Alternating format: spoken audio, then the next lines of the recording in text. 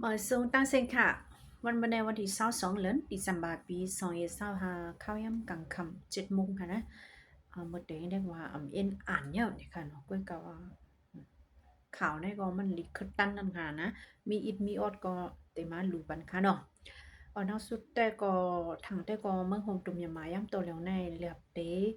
รายงานลงคงคำอันจากอินเทอร์เน็ตค่ะนะโดยพี่น้องตั้งนำก็หายแซบหายสวยนั่งนำในค่ะเนาะใน Facebook ดัก TikTok แต่ก็ตึงมันเก่าค่ะนะตาพี่น้องอันจ้าอยู่ตึกอยู่ในเมืองมันเมืองใต้เขานี่ก็สังเจอว่ามีลองอย่าผืดเขาใน Facebook เขามือปั่นแห้งไหลเนอะ YouTube ไหลค่ะนะมันยังง่ายดอกนะพี่น้องเขาค่ะเนาะมันเดี๋ยวพวกเป็นนัก TikTok ก็ตึกได้ไล่ขึ้นไล่ลงให้เฮาเพราะว่าก่อนใน TikTok แต่ก็เพราะว่าเสิร์ชชื่อว่าป้านั่งเนี่ยก็มันนี่ขึ้นมานึงค่ะนะป้านั่งอ่านข่าวแล้วก็เขาทำให้ค่ะเนาะก็แนวพามาทำด้วยข่าวจ้องเงินค่ะ มีข่าวชันนูสกาแตมไว้ไผมันค่ะนะพี่น้องเว้งนำค้ำเมืองใต้ปอทองเฮาเขาเลยฮบหญ้าตั้งอย่าเผิดหญ้าหลอกเงิดตีจุ้มเตียนเอาไว้ตาอังสังเจอว่าสว่างขวัญปันเขาในจึงเขาได้เอาหั่นขายคู่ขายของฉะนั้นเปิ้นเผาขายเป็ดวันนี้ค่ะนะ แต่เอาเลือนทนเก่าเลือนสัปดาห์มาภายในนะคะจุ่มซึกตั้งเตียนเอลเอเขาเก็บขอนดาปี2026วันในขณะเนกาอันเขาเก็บขอนนั้นป้าเจเจในคณะห้านขายกุ่นกุเมียวค่ะนะกงจงชัยกันว่านั่นห้านขายเขาวซอยห้านน้ำเนียงหวานห้านขายโคห้านขายขายซื้อโคค่ะนะที่ว่าขายโคนะเย่าก็มีแดงห้านขายเครื่องเจ้าไฟฟ้ากวนกุเมียวในค่ะเนาะหนึ่งห้านได้เขาเก็บอยู่500,000ต่อถึง50 แสนว่าเนี่ยค่ะอีกหนึ่งเงาไล่ห้านเลยโคของตั้งกวางอันเท่าขายเจ้านั่นเห็นก็มันเตะแปลกเปิงกันกว่านะคะนะเกี่ยวเลยลองในเสเตมีพี่น้องกำพองอันไปสว่างขอนอันจ้างสว่างขอนไล่เนี่ยก็มีใจว่าใครสว่างไหนคะนะยอดเปิ่มันมีลองหยาบผึดเตเลยว่ากำพองได้ย้อนเบิ่งมันกัดเย็นนั่นค่ะนะโกนก่อมกึ้นกล้าขายก่อมป้ออ่องป้อเป็นกันเนี่ยไปจังซ่วงเนี่ยค่ะเนาะอีกเนื้อลองในเฮ็ดแต่เอาเลินกลางเลินติสัมปามาในเนี่ยค่ะสังเจอว่าห้านขายของอันเขาก็เก็บขอนอยู่จังมาซ่วงขอนอำนั้นก็อึดไว้ห้านเขาตั้งหึงตั้งหลายมันจึงว่าใครเวขอนจังเนี่ยก็เลยเดี๋ยวเอาห้านจังนั้นปืนเผาขายมาเลยค่ะ อันมาห้องว่าเลหลันนั่นกะนะ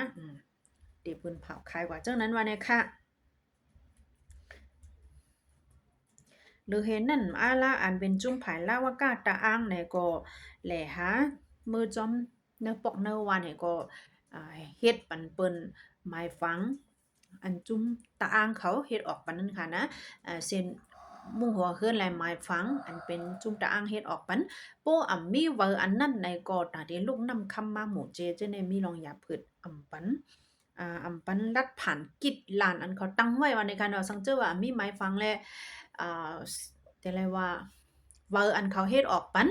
นะเว้งนำคำนั่นจึงตาพี่น้องนำคำติคามมาตากว่าตั้งหมู่เจในก็ไล่ฮบตั้งอย่าผึดไว้แต่ว่าในค่ะ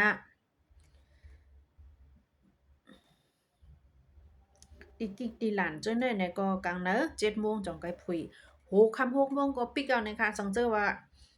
กว่าตกลื่นแล้วกว่าเจ้าป่นตีแล้วเจ้าในก็อ่ำจังไรคำเป็นตั้งอย่าผึดได้ว่านั้นค่ะนะเพราะว่าใครกว่าเนี่ยก็ลดก้านอะไรปานหนึ่งลำ20,000ลดเครื่องซ้ำหนึ่งลำ10,000ว่าในค่ะเนาะอันได้เป็นตั้งอย่าผึดพี่น้องก้นเมืองอันเนาะค่ะเฮ็ดหากินอยู่เจ้าในก็กึดเลยสังกลุ่มไรทำขวัญซ่องขวัญปันเขาหวนกุเมียวว่าในค่ะอ่ายังก็ลงดีซื้อข่าวทูตฮอกแต่ไม่ผ่านมันค่ะนะกำแนวค่ะมาถ่อมด้วยข่าวโหในพองค่ะตาเฮอวินที่เมืองทเวนะคะนะที่คัดเจอยุคจันมันให้คึดเฮามันบ่เป็นมาอินโดนีเซียนะแอร์พอร์ตนะคะเนาะปองว่าให้มันบ่เป็นจันอันเฮอวินกูเมืองมาลงศึกไหลนั่นค่ะนะตั้งกวางมันได้ก็มีอยู่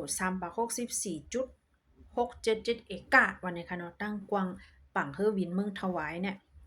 เมืองตาไว้เนี่ยค่ะนะไต้เฮาที่ห้องย้อนน้ำค่ะเหมือนกันเนี่ยกึ่งกลางโคกจะไรแหละย่ำตัวเร็วแต่ก็ดีคัดเจอแม่กุมลุมลาแหละเฮอมันปุ่มมึนมุนเหมือคือมาเหลือสิเก่าอ่าตั้งกวางมันเหลอหิมหอมมันเหลอจะเนี่ยตีไรเฮ็ดกูอันกูเมียววันในคานอนนังหือเฮอวินหาล้ำติกึ่งกลางลงกึดไรกำเหลียวในนั่นติขับคืนกว่าให้มันคึดจันกำผาว่าในค่ะนั่นก็อ่ามุงมองได้ก็ให้มาเปลี่ยนได้เมืองใต้พองค่ะเนาะก้อยกะว่ามาเร็วได้ก็กว่าที่ตาไวอ่อนตั้งนั่นค่ะนะเนี่ยก็สื่อข่าวมีมาว่าหนังในค่ะไตยุดไตยุดสปอร์ตไอเอลดีค่ะนะเอามาแชร์ไว้ได้ก็หูนึงค่ะลัดคือลองในเฮชัมบกกว่าคุกจะไรของเฮอวินลาเซียวค่ะนะตำไปผุยค่ะเนาะว่าเดผุยในก็เย็นกว่าขึ้นกำได้มาถ่อมด้วยเขานะคะนะที่เมืองใต้ปรอกโค้งที่เวียงเจียงตุงนะคะมีหมอกป้อยหมอกก้อนนะคะนะเชลีปั้นป้อยโตนะคะเนาะเขาจะขอความในไว้ที่ลอยมวยอันมีเนเจเวียงเจียงตุงเมืองใต้ปรอกเนี่ยมันเดมีตุนหมอกก้อนตั้งนำตั้งหลายมาจู่ลุงตุมกันในเป็นกี่ตั้งลอยค่ะนะเมืองใต้เฮาแน่อันหมอกก้อนเป็นที่เป็นตั้งให้พวกจีตั้งลอยจะได้อันป้อสุขันนั่นค่ะเนาะมันจะมีเนื้อเมืองใต้ปรอกโค้งจีลอยหมวยเนื้อจะเว้งเกียงตุงค่ะจัดเฮ็ดกว่าปอกในเป็นกำทนหายอ่ะวันนี้ค่ะนะแต่จัดเฮ็ดมาเดจัดเฮ็ดในวันที่24ต่อถึงวันที่26ในวันนี้ค่ะในพี่น้องเขาสังเจอว่าใครเยี่ยมด้วยตั้งหังหลีหมอกกวนเมืองจึงใต้เฮาเนี่ยก็สังเจอว่าแลสร้างตั้งต่อเนี่ยเขามาแวะแอวเยี่ยมปันแห้งกันขึ้นในตั้งหังหลีเมืองใต้เฮาค่ะเนาะที่ร้อยมวยนะคะนะ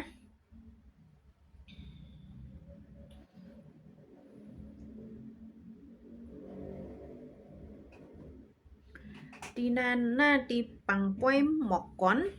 ตีลอยมวยเนี่ยเดมีลองห้องความเนี่ยค่ะนะนักการเจ้าคืออันอยู่เศร้าเมืองใต้ปรองคืออ่ำว่าเป็นเจ้าคือใต้อาขาลาหูว่าลี่ชอร้อยอาเขเจอในก็เดเอาทางกาฟิงเงฟิงทุ่งอ่อนเขาเสมาเหล่ามนตนใจเป็นพี่น้องเจอมาแอวเยี่ยมหรือนั่นอ่ำก้าอันเป็นคู่ครองออกเนื้อปืนจีอำว่าอีสังกรนั้นเดียวค่ะนะอันออกเนื้อปืนจีเมืองใต้ปรอกคงนั่นก็เดเอามาขายให้มันปูเป็นลงการสั่งป้ายมักมีไลน์อันเล็กกว่าวันนี้ค่ะเนาะอันห้องว่า MSME อันว่านั่นค่ะนะมันเป็นป้ายมักมีอันเฮ็ดไรรวยตัวเก่าเป้ไรสุนไรทางกวยนั่นค่ะนะการมักมีเจ้านั้นเท่าที่ห้องว่าMSME เนี่ยค่ะเนาะ